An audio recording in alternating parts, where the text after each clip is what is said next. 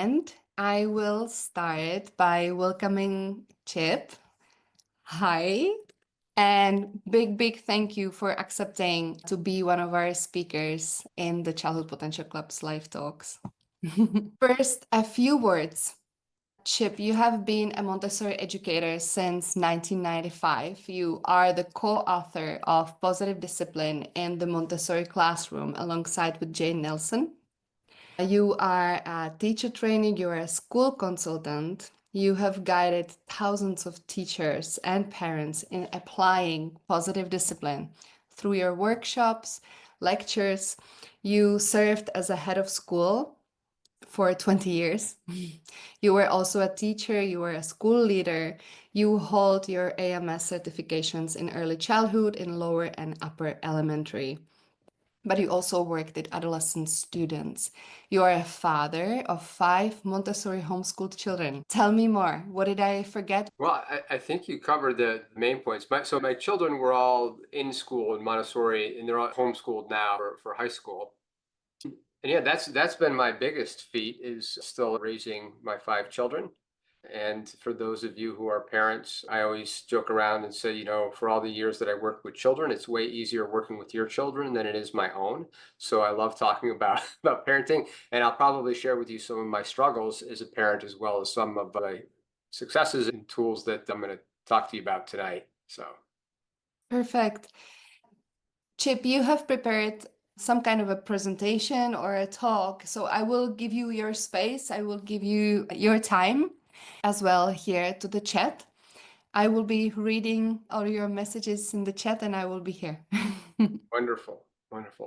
So my topic is one that's really near and dear to me. And it's, as you probably saw from the title, that it's using consequences, be careful. And I thought that would be an intriguing title to something that, again, that's meant a lot to me. And the reason why it means a lot to me is because coming out of the gate as a new teacher and a new parent, I asked the same basic question that a lot of us ask, which is that when I ran into a misbehavior, especially a repeat misbehavior, my question is, well, what's the consequence for this? Yeah. And how many of you have asked that same question before? It's a great question. And I will share with you that when Jane and I were writing our book, Positive Discipline in the Montessori Classroom, we have a whole chapter devoted to this. And it was my favorite chapter to write about, because it took Jane and I about 3 months to write this one chapter, because we were had locked in, so it was a lot of disagreement. And the reason we had some disagreement was because in the Montessori world, there's a lot of talk about the use of consequences and logical consequences. And so Jane didn't want to put anything in about logical, especially specifically logical consequences, because she felt for decades that question that I started off asking was asked too often. And what was a lot of times behind that question of what's the consequence for fill in the blank behavior was how do I make the child feel worse so that they do better, right? And so many times that the idea is that if children can experience a negative consequence, it would motivate them to exhibit pro-social behavior. But unfortunately, what she found, and I found through my own experience, is that a lot of times as adults, we actually wind up not using logical or natural consequences. What we do is we start dressing up punishments and calling them consequences. Now, we could argue potentially all day long about whether there was efficacy to that, but what the proof can really be in the pudding, which is it wind up being effective. Let me just finish telling you why we had such a difficult time writing. That's not a difficult time. The challenge writing that is because my thesis to Jane was, but this is so used in the Montessori environment that it's really important that people know what natural and logical consequences really are, because we actually do advocate the use of natural logical consequences. But again, Jane didn't want to include it just because they're so misused and misunderstood and misapplied. It was one of the arguments that I won. I don't know if anybody's ever seen Jane present. She's very persuasive. I was really proud of myself for winning that argument. But we went back and forth writing this, and I learned so much in doing so. That's why we have this topic tonight. And I have experience of this both as a parent and as a teacher. And we're going to be focusing on the parenting side of this tonight because that's Lucie's primary work and the primary work of childhood potential. So the first thing I just want to share with you is that, again, we do advocate natural and logical consequences with children. And the first one I want to discuss is natural consequences. And I'll just throw this out to you as the audience. How do you know that you're using a natural consequence? How do you know as an adult that that's what you're doing?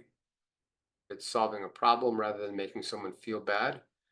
It's related to the act, such as cleaning up spilled milk. It's a direct consequence of the action. I know that I'm using natural consequence when it's not me who's doing it. It's going to happen anyway if no one enters in, letting the situation unravel. There we go. It's happening without intervention. Okay, so I'm going to piggyback on this one. No, you're using a natural consequence because you do nothing, right? You just allow it to, someone said, to unravel, right? A simple consequence might be the child doesn't have their coat when they go outside, then they get cold. If they forget their lunch, they might be hungry this afternoon, or they might have to scrounge some snack at school to do that. So that's a natural consequence. You know that you're using it because you don't have to do anything. Now, you might give some validation and some expressions of empathy and understanding, which is okay, but you allow the child to experience that all by themselves. And the idea is that in this case, because it's not imposed from an adult, if the child is uncomfortable or they're disappointed, the agency lies with them. And that's the real key behind natural consequences, is that the children need to have the agency. So not only do they have the agency to make the decision going into the natural consequence, but they also have the agency to fix it. So if you allow your child to go outside without a jacket, where it could potentially turn into a punitive consequence is if you don't let them go inside and put the jacket on, right? So you want to let them have agency to correct the situation as well as get themselves into the situation. Does that make some sense? If the child forgets their lunch, like we used to do this at our school, where a child would forget their lunch, we didn't allow them to call their parent and ask them to send over takeout or to bring their lunch to them. But they could go to the refrigerator and put themselves together some lunch from some of the leftover snacks so that they weren't starving during the day. Now, the key is if you're in a school environment, is that you want to make sure that the parents are on board and they have an understanding of how things work like that so that they're not caught by surprise. Because it's really difficult if you're in a school environment to employ natural consequences and allow them to happen if you don't have the support of the parents, because you don't want them to think that you're being neglectful, right? On that topic, though, I just want to ask a quick question because here in the United States, there seems to, I don't know when it started, maybe 10, 15 years ago, but my oldest child my son is 23. And I remember starting to feel this around when he was 5 or 6. There seemed to be some place in the atmosphere, the emergence of this new parenting rule that said, you're a neglectful parent if you will allow your child to experience any kind of disappointment, discouragement, or discomfort. And you will be judged harshly by other parents if you allow your children to experience natural consequences, if that has crept in to the parenting world where you live. Oh, good. I'm glad to hear. So to allow a natural consequence to actually unfold, it takes a lot of courage because you're going to get some looks. You are going to get people looking at you like you're neglectful, like you're not taking care of your children, and it's getting worse by the year. And we've really, really felt it. With all of my children and teaching them to climb stairs, luckily we've always had carpeted stairs. But when they were toddlers, I've always allowed them to fall a step or two. And sometimes they'll cry. But if they don't learn to fall a couple of steps, then they don't understand the consequences of the natural consequences of what will happen.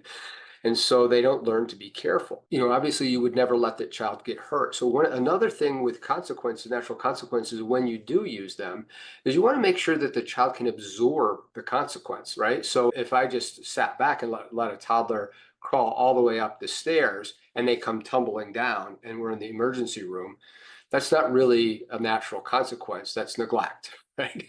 I've always said there's a fine line between Montessori and neglect, right? We have to be careful about that. Children need agency. They need to be able to fix it. They need to be able to get themselves into it. And they need to be able to actually absorb the consequence so that they can learn it without being overly hurt. Not too long ago, my wife and I were at the park with our youngest. So I have a 2-year-old and I have a 23-year-old, right? So we've got a big spread in our family. And our daughter was climbing on these 2 hippopotamus statues that were meant for climbing. And there's some wood chips and stuff. So she would climb up there, she'd fall 8 or 9 inches, boom, we'd let her fall, and she'd climb back up and go again. Right alongside her was probably about a 5 or 6-year-old boy whose mom was hovering over him the entire time. And anytime he started to lose his balance, she would grab him and not let him fall, right? And what was interesting watching him with his gross motor skills is they were really undeveloped. He got really scared really quickly. And then at other times I watched him as he was taking risks when he started to jump off of the top of this hippopotamus that he might not be, that could have broken his arm. So it was interesting just to watch him, how his own judgment was skewed because now I'm interpreting but I'll go for it. I was making a judgment that his parent was so overbearing that they were not allowing him to explore the limits of his own abilities. The last thing I just want to share on natural consequences is that they shouldn't be harsh, right? We want to make sure that as the adult, we also express empathy. If my daughter fell down and she was crying, we're not going to piggyback on top of the natural consequence, right? So we're not going to add on to that. So I'm not going to say to her, look, I told you to be careful, right? I'm really sorry that you got hurt. You must feel so sad, right? Would you like to try again? Right? So we're going to be supportive. We're going to be comforting, nurturing, and we're going to allow them to make some mistakes and to bump into things. As you know from Montessori, one of our primary tenets is that we learn from making mistakes. Everything in the environment, in Montessori environment, whether you're at home or whether you're in a school environment, is set up so that children learn from mistakes. We try to make sure everything is self-correcting, and that's the other piece of natural consequences. They should be self-correcting, right? So the child has some agency involved.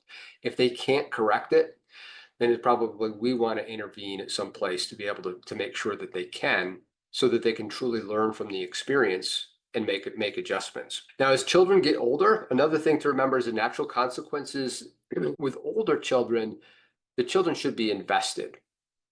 So for instance, if you're sending your child to school and they leave their lunch in the car, you're like, okay, they're going to go hungry, right? And they're going to learn, they'll bring their lunch tomorrow. And there's somebody at the school environment who is sharing a really tasty lunch with them. They may not be so invested in remembering their lunch. You might want to have a communication with the other adult involved so that to make sure that the child is also invested in the outcome. Otherwise, that could actually, especially with older kids, could lead to manipulation. That's just some common sense.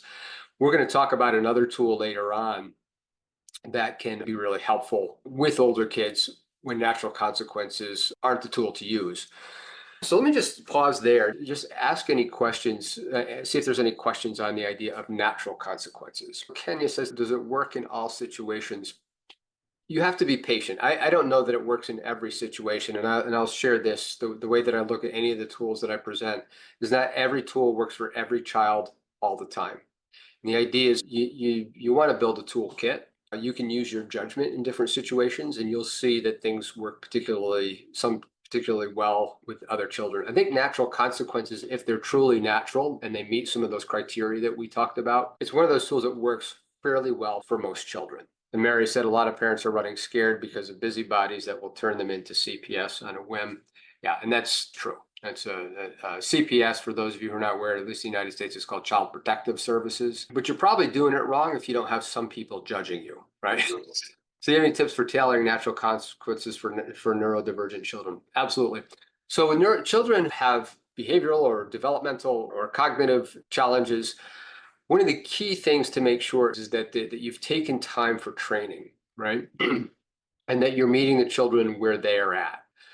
So it would be unfair, for instance, let's say a child is on the autism spectrum and they have difficulties communicating sometimes. So you wouldn't want to just allow that child to experience the natural consequences of their inability to communicate without some support, right? So you'd want to make sure that in a specific situation, maybe they're working on asking for help. that you have given them direct instruction and asking for help. You have practiced it. So you want it, this is the first, second, and third period, right? So you've given the first period would be direct teaching for that child with those specific social skills. The second thing was lots of practice. And then third, eventually you have to let go for them to be independent. And so they may experience some natural consequences as they navigate some social situations. Also key with children who have some of those disabilities is to then make sure that you're supportive and nurturing on the other side, putting the focus back in on their agency in that situation with their limitations in mind, but just providing the support so that they have the confidence and support to move forward next time. I think direct teaching and allowing children practice for children who are neurodivergent is really important. Before you allow them to experience natural consequences. And of course, you want to make sure that they can truly absorb them.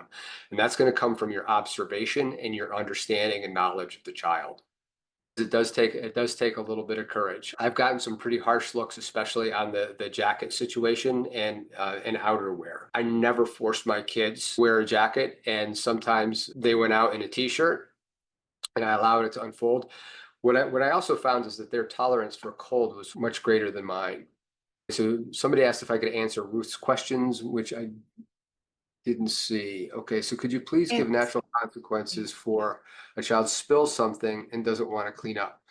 Okay, so Ruth, that would actually be not a natural consequence, right? So a natural consequence means that I don't get involved at all. So if you try to use a natural consequence in that situation and the child doesn't care that they made a mess, right? So they wouldn't have they wouldn't have any investment in that, then that would probably be not the use of a natural consequence.